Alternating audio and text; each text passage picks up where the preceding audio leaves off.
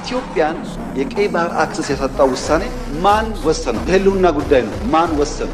አሰብ ባህሩ ጋር ቆመን ያወራነው ምንድን ነው? ስለ ፖርት ነው። የት? ኤርትራ ምድር ውስጥ ጄኔሬተር እና ክሬን በእርዳታ ወደ ኤርትራ እንዲመጣ አድርገን መንገድ ጠገን ለምንም ብናመጣም ፍላጎት አለ።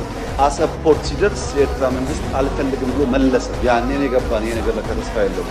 የዛሬ 6 ዓመት 5 ዓመት ባህር ኃይል አቋቁመናል እና እዚህ ውስጥ ለማይ ነው ባህር አቋቁመናል። ኢትዮጵያ ቀይ ባህር እንደሚያስፈልጋት ከለውጡ በፊትም እናምን ነበር፣ እንናገር ነበር። ያኔ መደመጥ አንችልም። ኢትዮጵያ ቀይ ባህር አይገባትም የሚለውን አልሰማንም።